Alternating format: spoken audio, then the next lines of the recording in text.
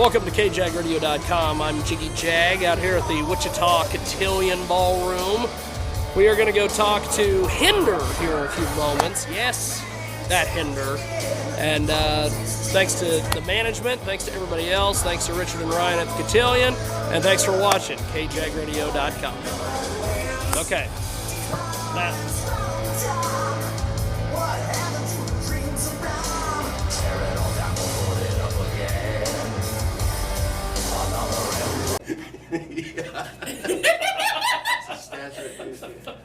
Alright, let's roll. So, Hinder, tell me a little bit about this tour so far. This has been a hell of a deal. Man, this tour has been awesome. We've been having a lot of fun, you know. We've got a lot of cool opening bands have come and gone, and crowds have been great, and we've been having a lot of fun.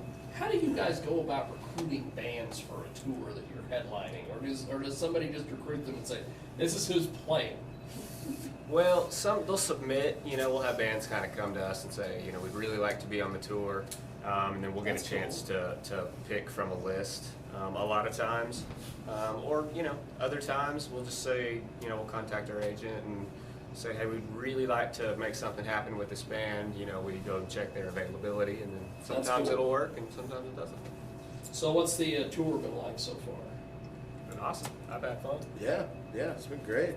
I think we've gone through just about every kind of weather that we can go through on this run, but you know, yeah, we're all just having fun. Yeah, man, we had some blizzard-like conditions at first, so we survived that, so we're happy. Yeah. Now, with this tour, what's been has there been any bumps in the road, or has it been absolutely perfect the whole way? It's been pretty good, man. I think. I mean, I don't know if you know, but this tour is actually a rescheduled tour. Yes. We had a bus accident, so we had to reschedule. But besides that bump, once we rescheduled, everything's been great, man. We've been having a blast. Now, you guys, as far as the band Hinder, has been through a lot of lineup changes and all sorts of different albums and things. Technically, it's one lineup. Does that change the way that the band flows, or is it just like menudo? You just take somebody out, stick somebody else in. Well, in this current situation, it actually made things easier. That's cool. You know, with Marshall, he's been around working with us as a writer and producer since like 2009.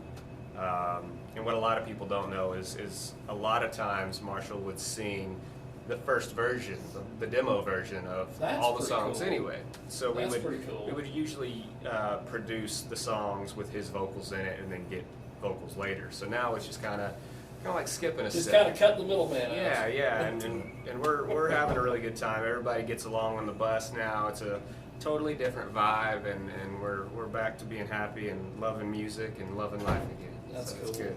Now, you guys have played a lot of places, done a lot of stuff on tour. Is there anything anywhere you haven't played yet? There are a few. You know, we've never been to Austin, and we've never been to San Francisco to play a show. Really? We've been to cities. some small town, just anywhere you can think of, but those two cities we've never played a show in. Yeah. You've even been to Salina, Kansas, of all places. Exactly. So I can't even believe that you haven't been able to make it out to those two spots. Yeah, man. And then internationally, there are a couple spots we'd really like to hit. Obviously, we'd love to do Ireland. Never done that. That'd be cool. That would be really cool. South Africa would be really cool. And there are a few spots internationally. But. Now, your biggest hit, what would you guys consider that to be? Because what you guys consider to be your biggest hit is probably what I don't consider to be your biggest hit. You guys have got a lot of hits out there. Well, I mean, obviously the biggest crossover was Lips of an Angel. Yeah. But I would say probably Get Stoned was the song. See, that's the one that I consider to be. Yeah, I mean, that song was our first song, you know, and it kind of blew up, and but it was more so in the rock scene, you know, so yeah.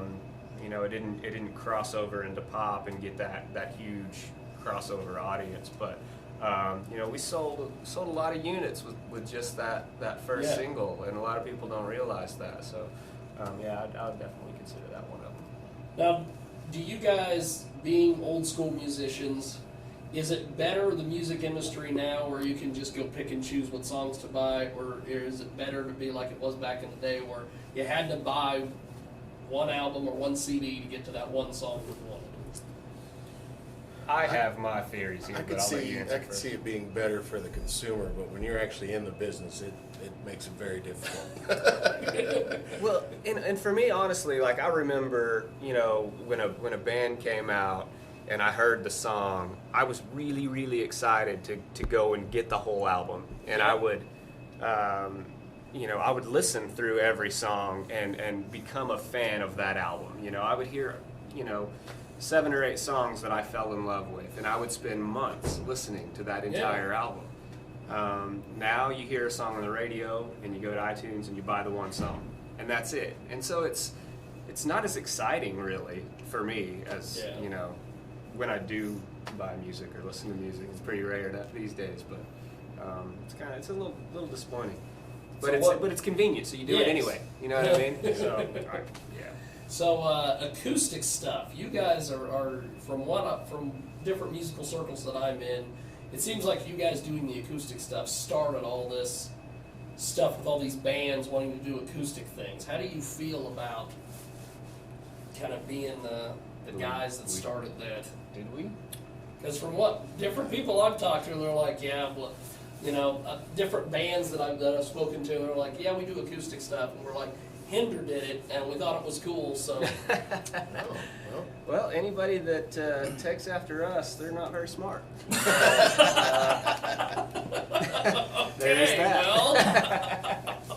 No, man, the acoustic stuff's fun, man. It's like a whole different side to the band, you know. It's when you can strip your songs down and play them acoustic, and they're just as good or better that way, then you know you've got a real song. So that's cool. That's how the majority of our songs start out. You know, a couple of acoustic guitars and, you know, a vocal. And if you think it's a hit that way, then when you put everything else together, you know, you've really got something. That's pretty cool. So what's next for you guys after this tour's over with? Speaking of acoustic stuff, we're actually releasing an acoustic EP in May. Is that gonna have a title? It is gonna- Everywhere I look, it's like Hinder's Undetermined or Untitled. It is going to have a title. It's actually, it sounds really stupid now that I'm saying it out loud, but it's just called Stripped. So Hey, that's cool. yeah, it's going to be cool, man. It's all the songs. It's going to have some stuff from this last record, and then, you know, an old song, as well as a cover.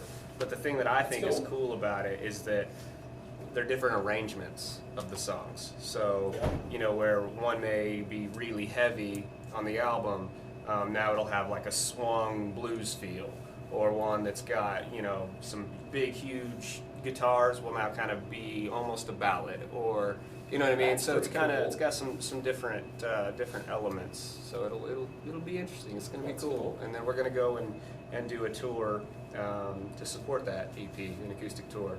And we have some pretty cool bands lined up already. I don't think I can say what's going on, but Do they have to be acoustic as well? everybody's going to be acoustic. That's cool. But it's going to be a big deal, man. We're really excited. We're looking forward to the big announcement. So what? You taking like 2 or 3 bands with you? Is that? Yeah, I think it's probably going to be at least 2 others. That's cool. Yeah. Has anyone ever done like a rock acoustic tour like that? Well, yeah, but I think were we by ourselves? I thought we had one other person. We drink a lot, so we don't remember. Because I thought when you guys did your acoustic tour, it was just you guys. See, that's kind of how I remembered it, but I don't remember a lot. So. That was a lot of beers ago. So. Yeah. Well, social media. Who operates the social media, and do you have much use for it, or is it just?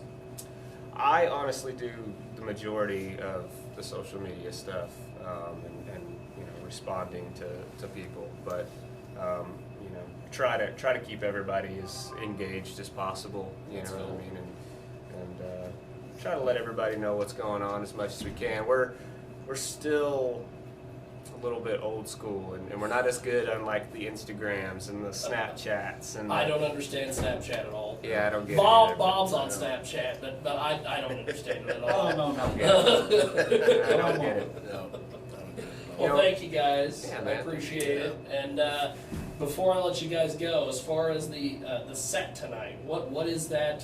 Does it change every night, or is it the same? No, we're not cool enough to pull that off. We're doing a lot of the hits from the past albums, and then a few new songs, and then a surprise cover song. So, That's cool. Yeah. Well, good stuff. Well, thank you guys. I appreciate it. Yeah, thank you. Okay, we have to get our ceremony.